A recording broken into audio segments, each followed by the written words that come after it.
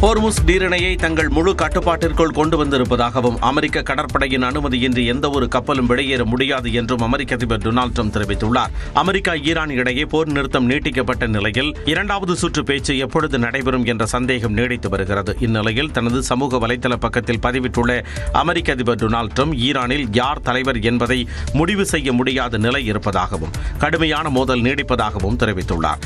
தற்போது ஹோர்முஸ் நீரிணையை தாங்கள் முழு கட்டுப்பாட்டிற்கு கொண்டு வந்திருப்பதாக அமெரிக்க கடற்படையின் அனுமதியின்றி எந்த ஒரு கப்பலும் ஹோர்முஸ் நீரிணையை கடந்து செல்ல முடியாது என்றும் அவர் தெரிவித்துள்ளார். தங்களுடன் ஒப்பந்தத்தை ஈரான் மேற்கொள்ளும் வரை நெருக்கடி தொடரும் என்றும் அவர் திட்டவட்டமாக தெரிவித்துள்ளார். இதனிடையே இந்திய பெருங்கடலில் சென்ற ஈரானுடன் தொடர்புடைய கப்பலை சிறைபிடித்துள்ளதாக அமெரிக்கா தெரிவித்துள்ளது. ஈரானில் இருந்து பெட்ரோலியத்தை கொண்டு சென்ற கப்பலை பிடித்துள்ளதாகவும் இதற்காக இரவு முழுவதும் அதிரடி நடவடிக்கை மேற்கொண்டதாகவும் குறிப்பிட்டுள்ளது.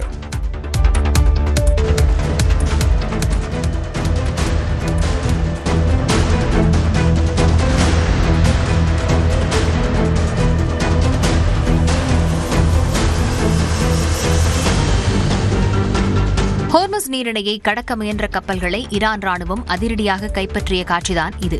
ஹோர்முஸ் நீரிணை தங்கள் கட்டுப்பாட்டில் இருப்பதாகவும் ஈரானுக்கு கடற்படையே இல்லை எனவும் ட்ரம்ப் குறிப்பிட்டிருந்தார். இதற்கு பதிலடி கொடுக்கும் வகையில் ஹோர்முஸ் நீரிணையை உரிய அனுமதியின்றி கடந்ததாக 2 கப்பல்களை ஈரான் புரட்சிகர படை கைப்பற்றியது. அது தொடர்பான காணொலியையும் ஈரான் வெளியிட்டது.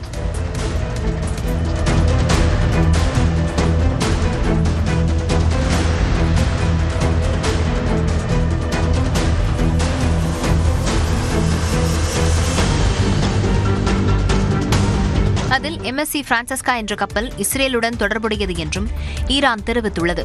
ஹோர்முஸ் நீரிணையை கடப்பதற்கு கட்டணம் வசூலிக்கப்படுவதாகவும் முதல் வருவாய் ஈரான் மத்திய வங்கிக் கணக்கில் செலுத்தப்பட்டதாகவும் அந்நாட்டின் துணை சபாநாயகர் ஹமீத் ரசா ஹாஜி பபாய் தெரிவித்துள்ளார். ஈரானின் ஹோர்முஸ் நீரிணையை கடந்த சில வாரங்களில் 10 இந்திய கப்பல்கள் பாதுகாப்பாக கடந்துள்ளதாக வெளியுறவு அமைச்சக செய்தி தொடர்பாளர் ரந்தீர் ஜெய்ஸ்வால் தெரிவித்துள்ளார்.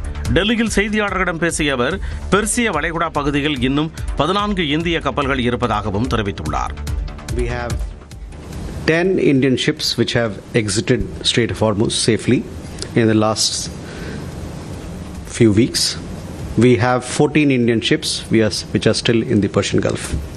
மேலும் கத்தார் நாட்டில் கைது செய்யப்பட்டுள்ள கமாண்டர் திவாரியின் குடும்பத்தினருடன் தொடர்பில் இருந்து தேவையான அனைத்து உதவிகளும் வழங்கப்பட்டு வருவதாகவும் ரந்தீர் ஜெய்ஸ்வால் கூறினார். இதனிடையே தெஹ்ரானில் உள்ள இந்திய தூதரகம் வெளியிட்டுள்ள அறிவுறுத்தலில் இந்தியர்கள் ஈரானுக்கு பயணம் மேற்கொள்ள வேண்டாம் என வலியுறுத்தப்பட்டுள்ளது. இந்தியா ஈரான் இடையே சில விமான சேவைகள் மீண்டும் தொடங்கியுள்ளதாக தகவல்கள் வெளியாகியுள்ள நிலையில் கூட விமானம் அல்லது தரை வழியாக பயணம் செய்வதை தவிர்க்குமாறு அறிவுறுத்தப்பட்டுள்ளது.